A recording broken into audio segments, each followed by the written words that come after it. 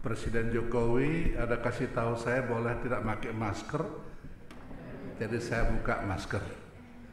Saya saja mungkin ya. Oke. Mari kita berdoa dulu. Tiba saatnya kami akan membaca dan merenungkan firman-Mu ya Allah.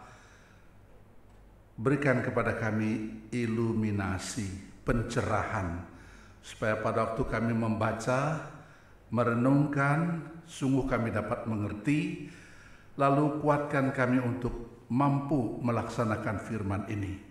Karena hanya dengan mendengar firman-Mu, menyimpan di hati kami, melakukan dalam hidup kami, kami akan menjadi bahagia.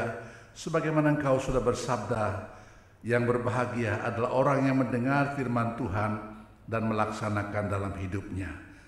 Sebelum kami menerima perjamuan Tuhan, beri kepada kami pengertian yang kuat. Ini kami minta dalam nama Tuhan Yesus Kristus. Amin. Beberapa kali sudah ditayangkan tadi tema kita pada hari ini, yaitu memelihara pikiran yang mulia, yang diambil dari Filipi 4 ayat 8 dan ayat 9. Dua ayat ini sangat indah dan sangat perlu, sangat baik untuk kita, bukan hanya untuk didengar, tetapi benar-benar untuk dihayati setiap hari.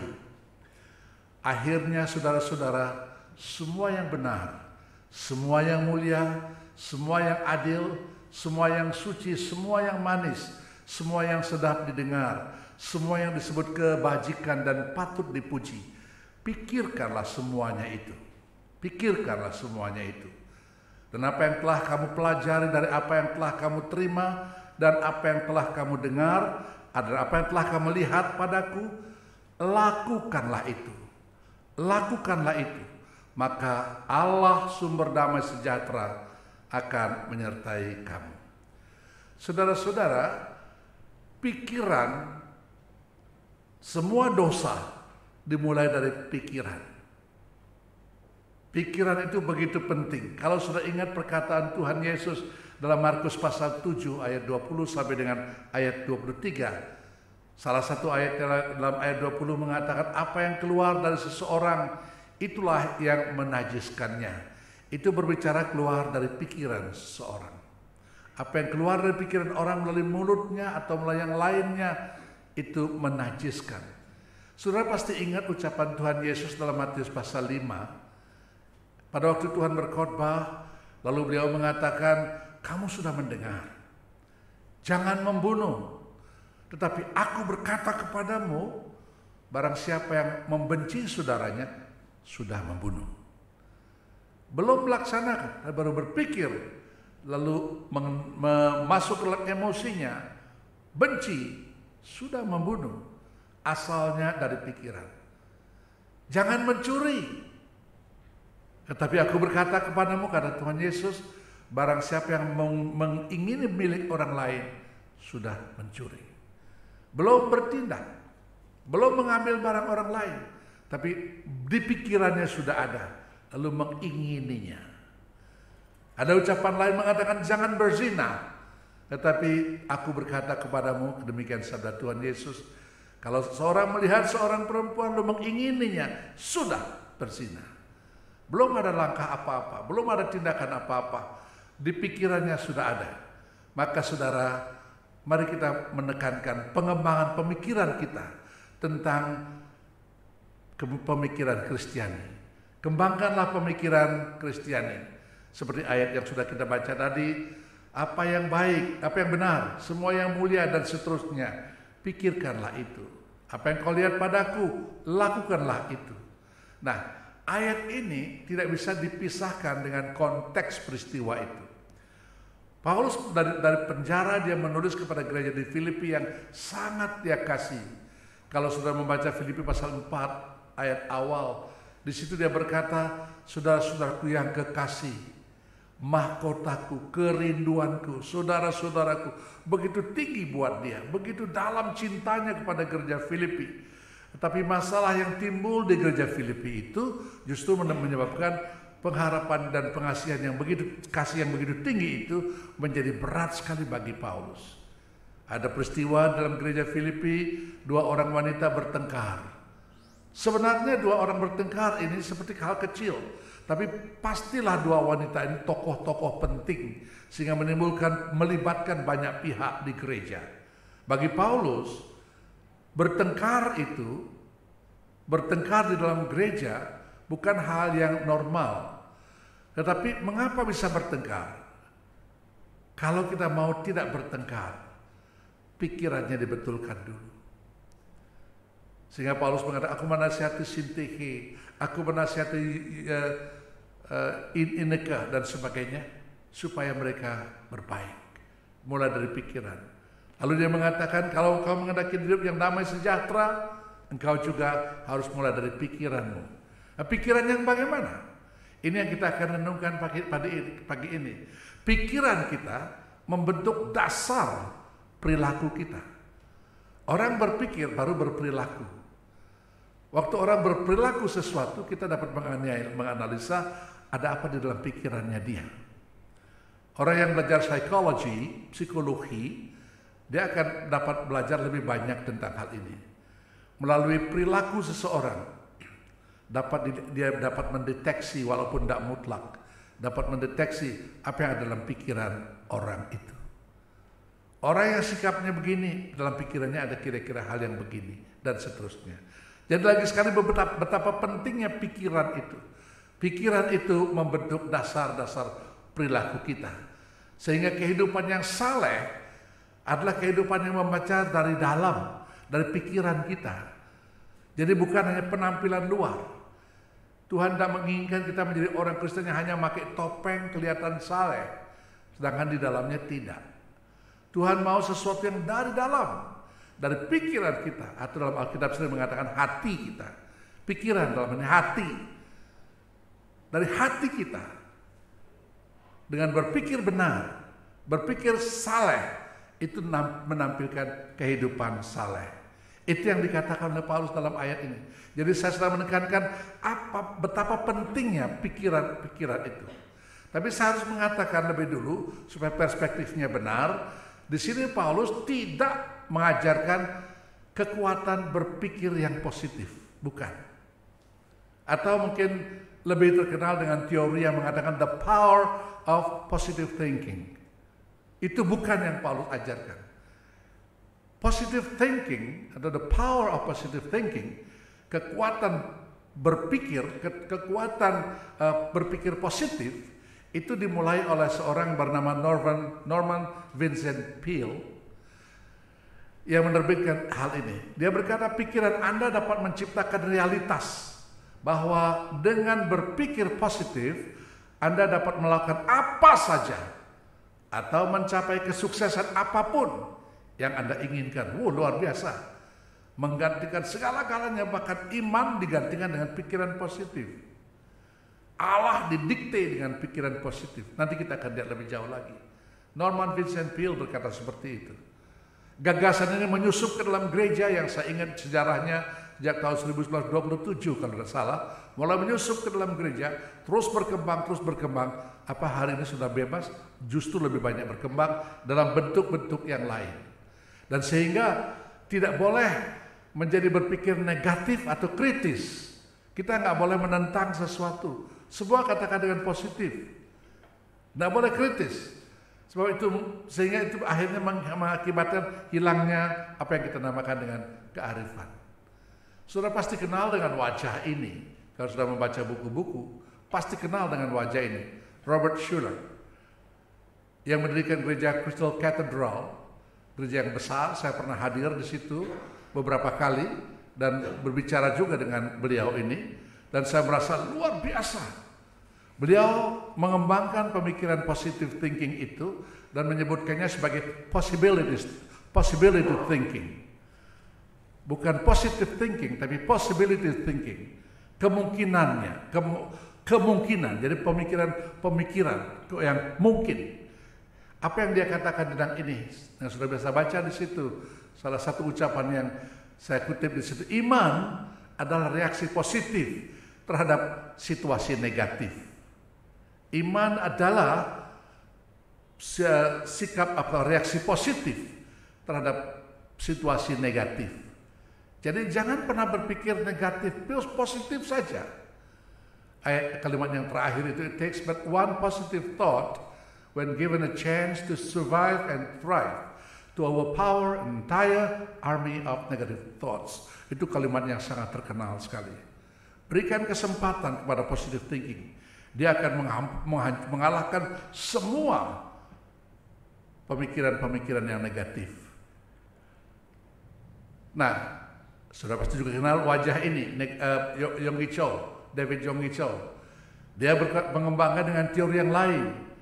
Teorinya berkata, sering disebut dengan teori inkubasi. Inkubasi itu, kalau sudah melihat tadi ada mahasiswa yang lahir prematur, lalu dipanaskan dalam kotak. Nah, itu namanya kotak inkubasi. Taruh di situ, harusnya mati masih bisa hidup, harusnya berhenti masih bisa berkembang.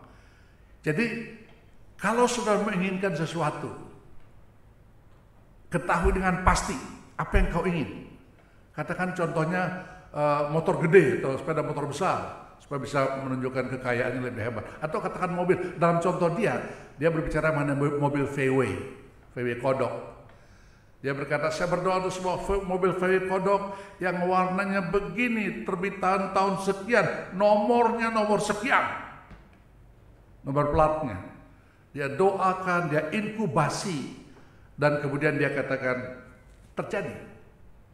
Apa yang dia buat terjadi, persis apa yang dia doakan itu terjadi. Nah, saudara, sebenarnya dari sudut pandang kekristenan yang ortodoks, yang kita terima sebagai hal yang benar, ini bukan ajaran kekristenan, juga bukan alkitabiah. Jadi bukan kekristenan karena tidak alkitabiah. Saya teringat sebuah cerita seorang perempuan yang tidak ke gereja, didatangi pendetanya, kenapa kamu tidak ke gereja? Dia berkata begini, khotbah pendeta minggu lalu itu negatif. Dia pikir, iya betul ya. Tapi semua poin-poin khotbah saya itu, katanya pendeta ini, semua poin-poinnya itu diambil dari teks Alkitab. Jadi sangat alkitabiah dan betul menurut Alkitab. Tapi dia berkata, tetapi kenapa harus negatif? Itu sebabnya saya tidak mau ke gereja, karena negatif. Nah, saudara, banyak dampak yang timbul kalau orang berpikir seperti ini. Bahkan gereja Robert Schuller yang besar itu kolaps, dijual. Dan pada waktu itu jugalah dinyatakan runtuhnya possibility thinking atau positive thinking. Runtuh karena ternyata gagal, apa yang dia omong gagal semua. Sebagai contoh saya ambil orang berpikir positive thinking. Andaikan kamu sakit, tidak boleh memberikan pengakuan negatif dengan mengaku sakit, tapi harus mengklaim kesembuhan Anda dengan menegaskan saya tidak sakit, saya oke, saya baik-baik saja kok. Itu kan menipu perasaan, bukannya menipu perasaan. Perasaan bisa menipu kita, tapi itu menipu diri karena tidak sesuai dengan kenyataan. Seperti itulah penerapan dari positive thinking itu. Nah, ajaran berpikir positif ini menyebar lebih jauh melalui apa yang disebut dengan positive confession, pengakuan positif, atau health and wealth, sehat dan kaya. Zaman sekarang apa nggak ada? Banyak. Kita anak Tuhan, harus besar, harus kaya. Kalau mobil naik bus, naik kendaraan umum jangan yang murah-murah. Anak raja, naik terus, jangan turun, jadi kepala, jangan jadi ekor, dan seterusnya. Kalimat-kalimat seperti ini nampak zaman sekarang. Kalau sudah mengenal Joel Osteen, itu pengkhotbah yang kaya luar biasa. Kendaraannya bukan lagi pesawat biasa, tapi pesawat pribadi. Begitu hebatnya, tapi tidak ada Injil di dalamnya. Dia bukan pengkhotbah Kristen, tapi seorang motivator. Nah, saudara, seperti ini model health and wealth, bahkan name and claim, sebut dan klaim apa yang kamu ingin. Saya mau mobil, sebut mobil. Name the name mobil, lalu claim, saya mau ini, saya mau ini, saya mau ini. Kayak seperti tadi, saya mau VW, saya mau tahun berapa, warna apa, nomor berapa, terus begitu. Terus, akhirnya name and claim. Jadi apapun yang Anda klaim secara positif dengan iman, Tuhan harus melakukannya. Nah, di sini kita melihat apa yang kita bilang, kita paksakan Tuhan untuk melakukannya, harus melakukannya. Nah, saudara, ajaran-ajaran seperti ini bergerak terus zaman sekarang pun.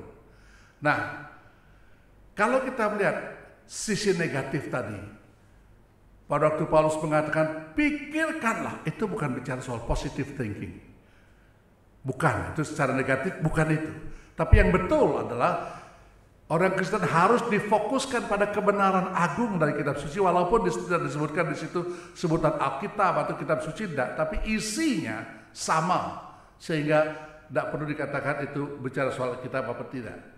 Nah, saudara, pikirkan apa? Apa yang harus dipikirkan? Tadi saya sudah bilang, semua dosa dimulai dari pikiran. Sebab itu setan menyerang pikiran. Nah, sekarang kalau dari pikiran itu akan memancar sesuatu yang Tuhan kehendaki, apa yang harus kita pikirkan? Ayat tadi mengatakan pikirkan semua yang benar. Kata benar di sini berarti benar sebagai fakta atau aktualitas dari sesuatu. Benar begini, seperti ini. Hijau ya hijau, merah yang merah. Tidak kita mengatakan ya mungkin hijau, mungkin merah, tidak. Benar seperti ini. Aktualitas dari sesuatu. Nah, yang benar adalah yang sesuai dengan kenyataan. Seorang petani di kampung pagi-pagi pamit sama istrinya, bawa cangkul, begitu bawa arit pergi ke hutan, di kebun, tiba-tiba dia ketemu dengan satu sangkar sewadah telur ayam hutan rupanya, entah ayam hutan atau ayam biasa. Wah, telur. Dia dapat 10, dia ambil 10 telurnya. Dia nggak bekerja di kebunnya, dia pulang. Istrinya kaget, kenapa pagi-pagi sudah pulang?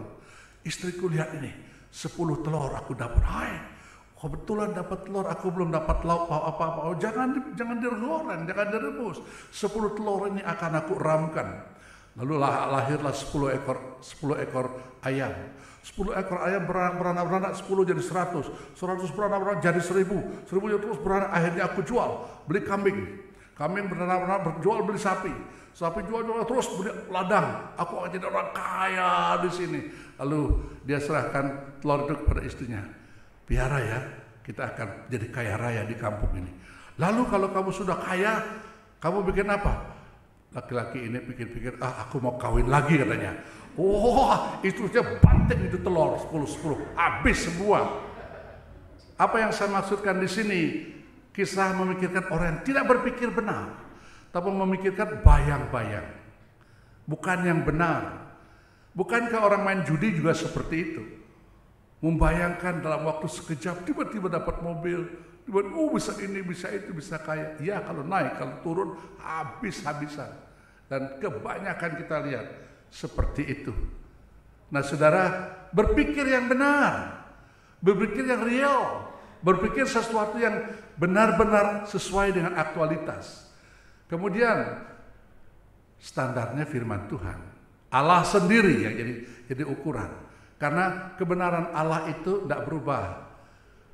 Dia tidak berubah karena terbit dari kekudusannya. Nah, banyak lagi yang bisa hal ini. Tapi juga universal. Dimanapun kebenaran firman Tuhan sama. Tidak situasi. Oh, karena situasi begini maka boleh. Kalau begini tidak boleh. Tidak. Bagi Tuhan boleh, tidak. Nah, lain dengan setan. Setan membalik semuanya itu. Kalau kebenaran terletak pada Tuhan, setan membaliknya. Karena setan itu bapaknya pendusta dari awal. Tuhan sudah katakan itu. Nah, sebagai makhluk yang rentan akan jatuh dosa, karena memang kita sudah dalam dosa, kita harus kembali kepada menerima kebenaran itu. Berpikir benar, kembali kepada kebenaran. lalu mempelajari kebenaran itu, firman Tuhan.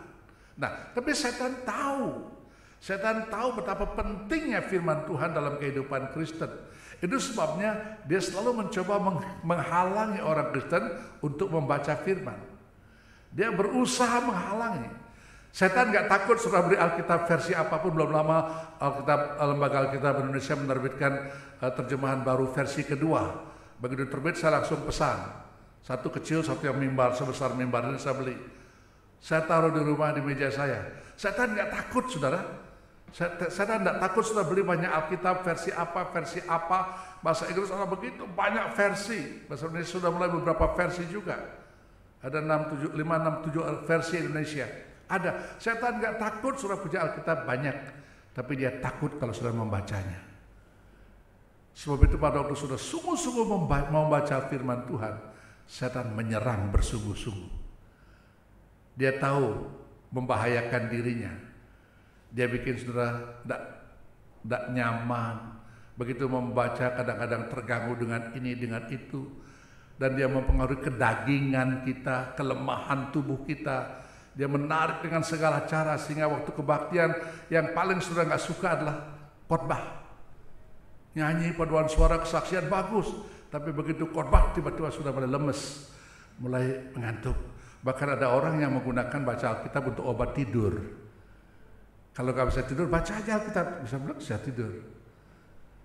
Alkitab difungsikan seperti itu. Nah, saudara, berhati-hati. Kita harus kembali mengenal firman Tuhan sehingga kita bisa berkata, I know to whom I believe. Aku tahu kepada siapa aku percaya. Bagaimana aku tahu? Belajar, menekuni dan terus mempelajarinya. Dengan demikian kita tahu apa yang kita percaya, kita hidup dalam kepercayaan itu. Waktu mengatakan I know, aku tahu, pikiran. Itu soal pikiran kita. Saya tahu, itu menggunakan pikiran kita. Dan zaman ini kita ditantang oleh begitu banyak hal. Misalnya kebajikan, toleransi. Toleransi itu kebajikan loh katanya. Kita harus bisa baik-baik sama orang lain, sesuaikan diri dengan lingkungan di mana kita tinggal, di mana bumi dipijak, di situ langit dijunjung katanya. Kedengarannya bagus. Lalu penerapannya apa? Di sekitar kita bagaimana? Kita sesuaikan aja. Jangan sembarang menegur orang lain, menyerang orang lain. Jangan.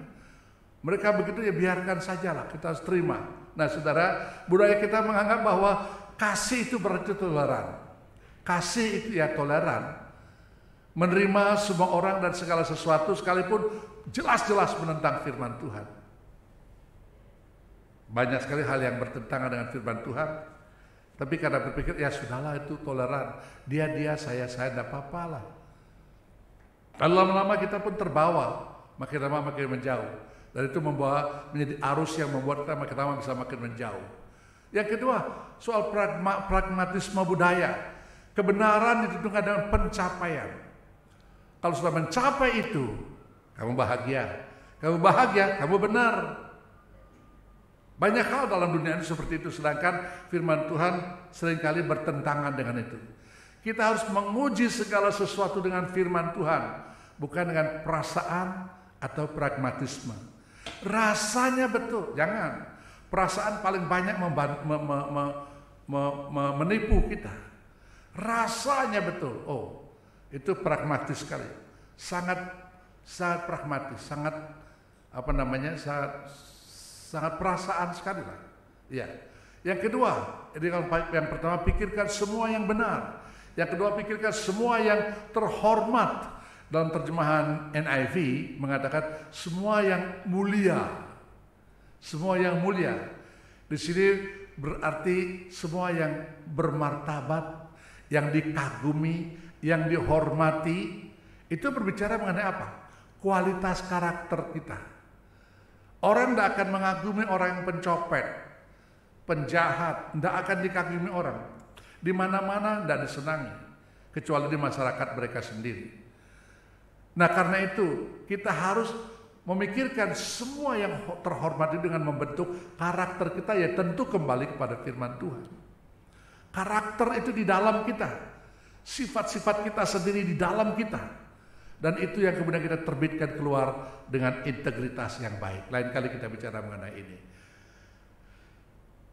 Contoh yang lain kita melihat penatua umpamanya di dalam Alkitab. Diminta supaya memikirkan kehidupan keluarga terhormat. Itu dikatakan pada waktu Paulus berbicara mengenai syarat-syarat atau kondisi-kondisi orang yang menjadi pemimpin gereja. Pemimpin gereja bukan sekedar ada di depan, mempunyai kuasa, tidak. Tapi dia mempunyai kualifikasi, dia harus yang terhormat. Apa dikatakan terhormat di sini? Suami dari satu istri, bisa mengurus keluarga dan sebagainya. Terhormat seperti itu. Terhormat seperti itu. Orang Kristen harus menjalani hidup dengan serius. Banyak hal dalam hidup Kristiani itu tidak serius, main-main, suka jokes yang tidak baik, menempelkan gambar-gambar yang tidak memuliakan, tidak terhormat dan sebagainya. Kadang-kadang lelucon-lelucon yang asal membuat orang tertawa, sedangkan mungkin jorok seperti itu. Tapi tidak ada bedanya kita dengan orang luar. Tuhan mau kita memikirkan sesuatu yang terhormat, yang bermartabat. Jadi bukan sekedar lewat. Nah, ingat bahwa hidup kita yang sementara di dunia ini akan berakhir dan kita akan memberikan pertanggungjawab di hadapan kursi pengadilan Kristus. 2 Korintus pasal 5 ayat 10 saya hafal sejak saya masih anak SD kelas 2 kelas 3 begitu. Saya sudah belajar menghafal ayat ini sampai hari ini. Ayat itu begitu berarti bagi saya. Kita semua akan menghadap kursi pengadilan Kristus dan tiap-tiap orang akan memberikan pertanggungan jawab atas apa yang diperbuat dalam hidup ini, baik maupun jahat. Itu berbicara mengenai pikiran-pikiran kita. Apa yang saya pikirkan itu yang saya perbuat. Tapi apakah ini bermartabat? Pikirkan tentang tema-tema percakapan atau topik-topik pembicaraan yang terhormat. Bukan sekedar yang lucu, yang menyenangkan, tapi yang terhormat. Yang ketiga, pikirkan semua yang adil. Terjemahan lain mengatakan benar. Tetapi yang diartikan di sini righteous. Righteous itu artinya begini. Belakangan saya suka sekali pada pertukangan. Saya mau beli gerinda, saya beli bor, saya beli macam-macam untuk menyenangkan diri saja, untuk kerja-kerja di rumah apa saja mau dikerjakan.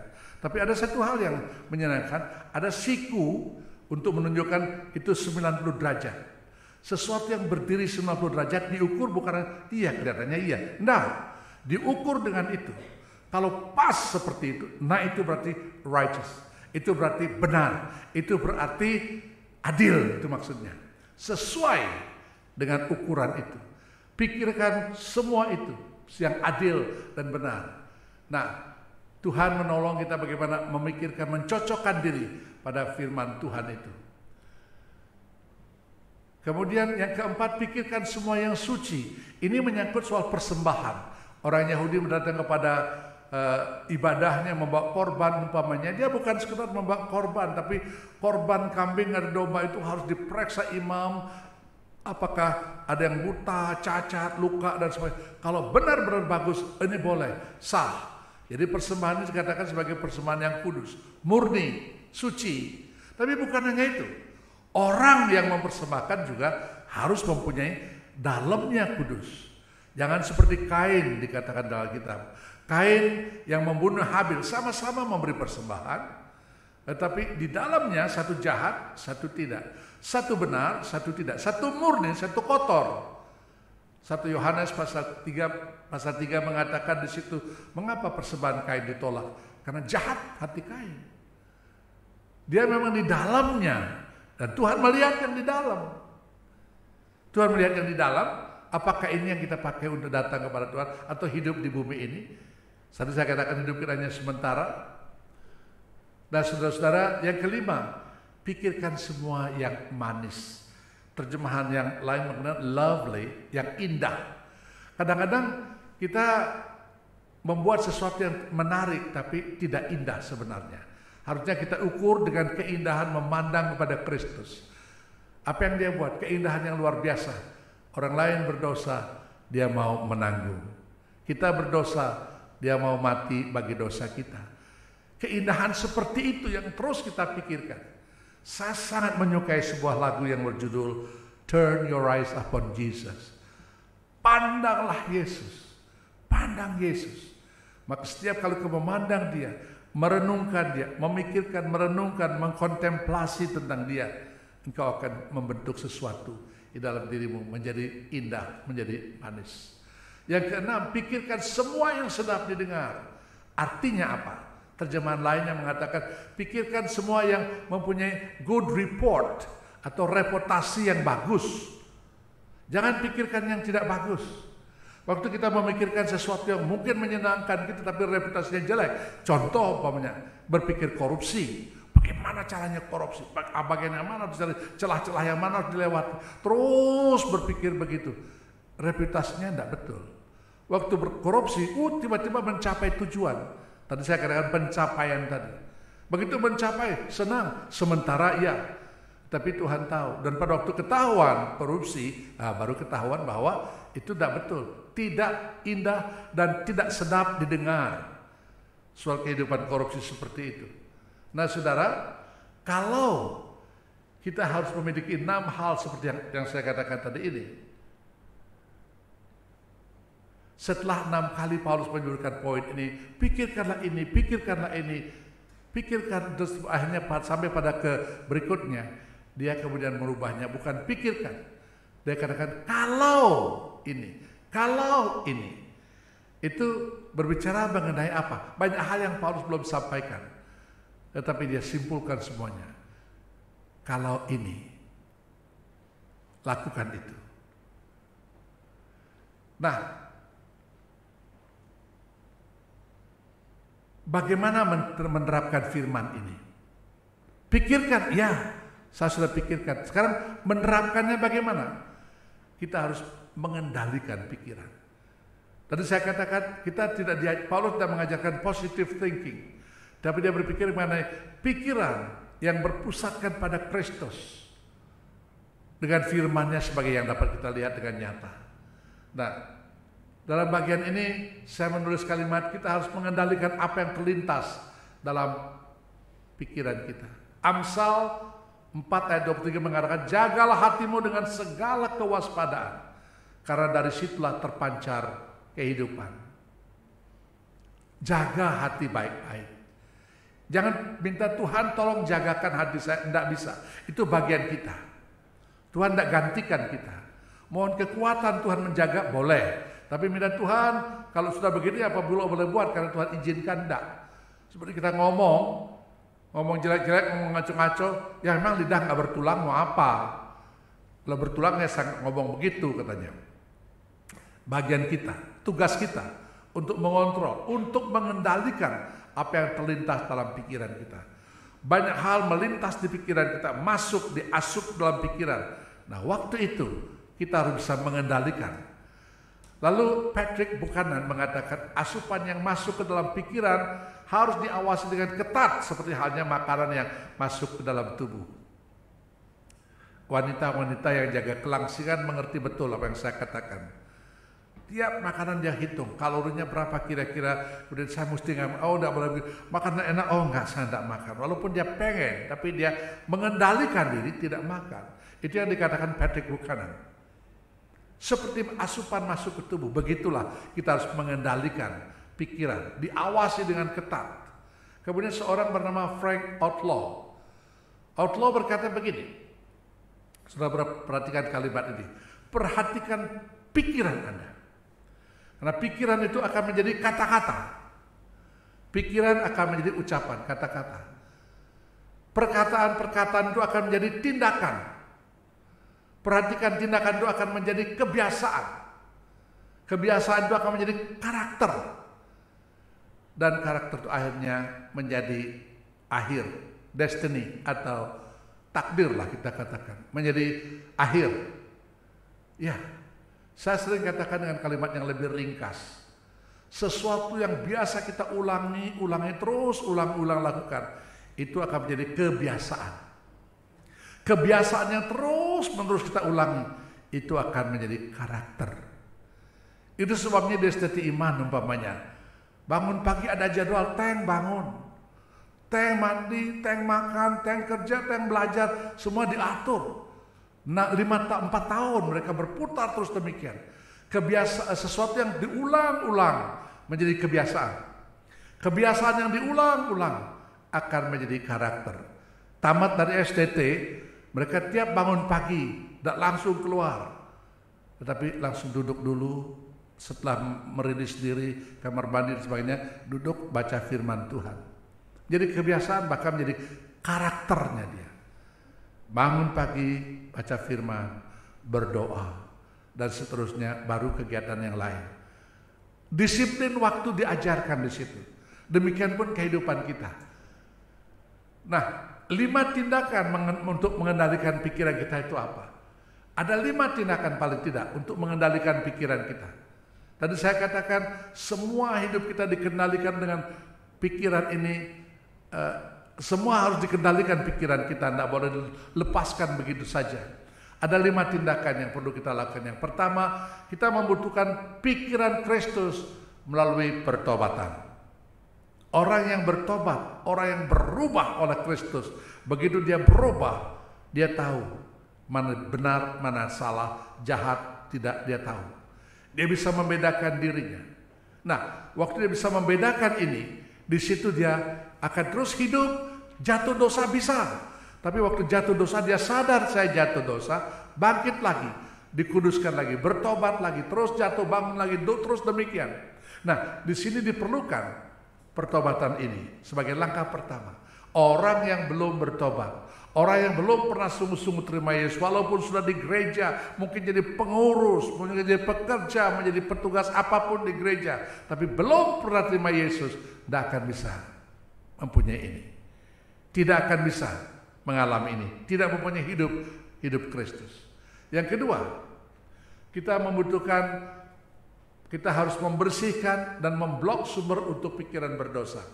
Oh saudara, kita menjadi sasaran setan seperti Adam dan Hawa, menjadi sasaran setan, makan buah itu indah dan sebagainya, menjadi sasaran. Dan kita harus bisa memblok semuanya itu. Berusaha untuk memblok, dan di sini kita perlu pertolongan Tuhan Roh Kudus. Memberi kepada saya kemampuan untuk menolak. Sebenarnya saya katakan, seorang wanita yang mau diet, enak dia suka makan ini, tapi blok. Tidak. Say no. Tidak, saya tidak akan. Ini memang sangat tidak gampang. Nah, berani membersihkan diri, berani menolak itu. Yang ketiga, ambil firman Allah dari setiap sumber. Ini sangat perlu. Masukkan firman Tuhan ke dalam pikiran kita. Itu sebabnya saya katakan rajinlah baca Alkitab. Dari segala sumber. Bisa baca Alkitab kalau sudah merasa bisa ada waktu baca sendiri. Sudah berkata, aduh kan malu bawa Alkitab ke kantor sekarang. Taruh di HP ada, di laptop ada, install di PC juga bisa. Di banyak tempat ada Alkitab sekarang. Tidak ada alasan sudah mengatakan, saya tidak punya Alkitab. Yang benar adalah saya tidak mau baca Alkitab. Nah, waktu kita mengatakan tidak mau baca Alkitab, itu berarti kita tidak mau mengadakan tindakan mengendalikan pikiran kita. Baca firman Tuhan dari segala sumber. Baca dengan huruf atau dengar dari khotbah seperti hari ini, dengar dari radio, dengar dari TV, atau dengar dari renungan harian. Banyak sumber. Ambil, pergunakan itu.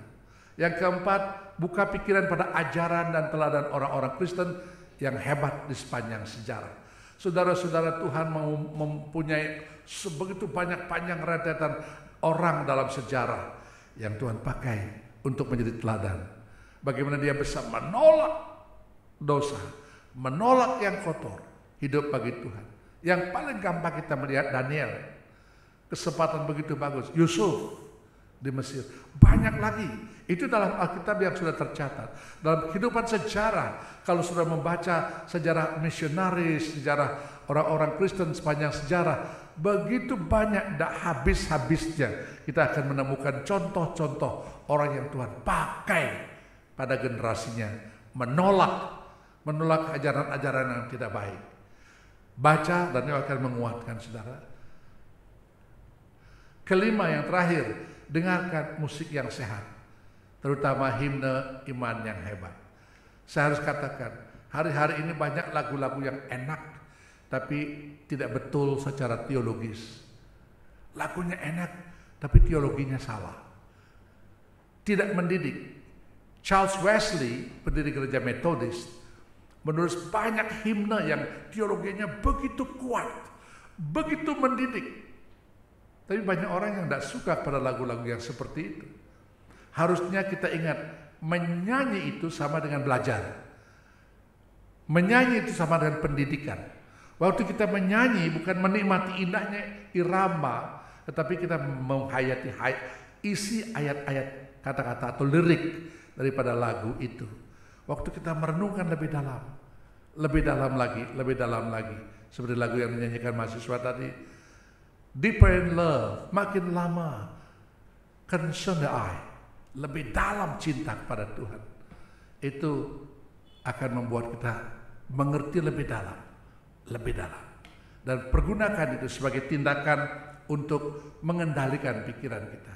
Nah, pada akhirnya saya ingin menutup sebuah cerita tentang seorang yang disebut dengan Garbage Mary dari Chicago.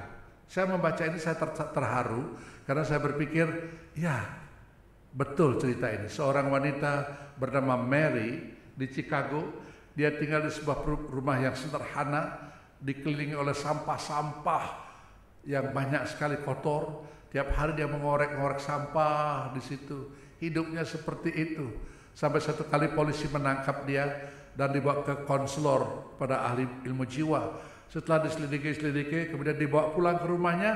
Sampai di rumahnya polisi terkejut karena di dinding rumah itu ada tergantung sebuah surat wasiat. Ada surat kekayaan yang dia punya.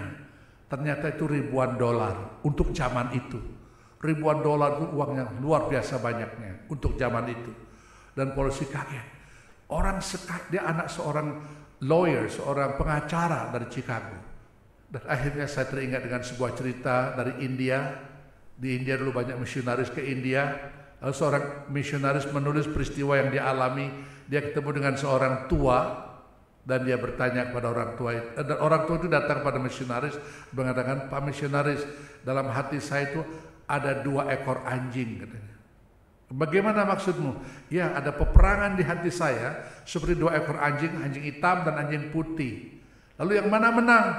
Dia berkata, "Yang paling banyak saya kasih makan, itu yang menang." Lalu itu diangkat sebagai cerita. Saya berpikir, waktu ya betul. Apa yang banyak kita asupkan ke pikiran kita, itu akan mengendalikan kita. Itu akan membentuk perbuatan kita. Bahkan membuat diri kita menjadi seperti itu. Apakah kita hidup di kalangan sampah dan kita menjadi orang pengemis pemulung seperti itu? Ataukah kita asupkan pikiran kita dengan banyak firman Tuhan, menghadirkan di dalam kegiatan-kegiatan yang membangun, yang memuliakan Tuhan, merenungkan, memikirkan hal-hal yang mulia, yang benar, yang kudus, yang bermartabat. Semua saya pikirkan, terus saya pikirkan. Maka muncul karakter saya menjadi seperti Kristus. Kiranya Tuhan menolong. Mari kita bersama-sama meneguhkan firman yang sudah kita dengar ini dengan mengikrarkan dalam bentuk perjamuan kudus. Saudara akan makan sedikit roti sebagai lambang tubuh Tuhan, sedikit anggur sebagai lambang darah Tuhan. Anggur dan roti ini dimasukkan dalam tubuh saudara, menjadi bagian tubuh saudara. Seperti itu Kristus menjadi bagian hidup saudara. Apakah saudara berpikir terus tentang dia, memikirkan tentang dia, sehingga karaktermu menjadi seperti Kristus? Mari kita tundukkan kepala.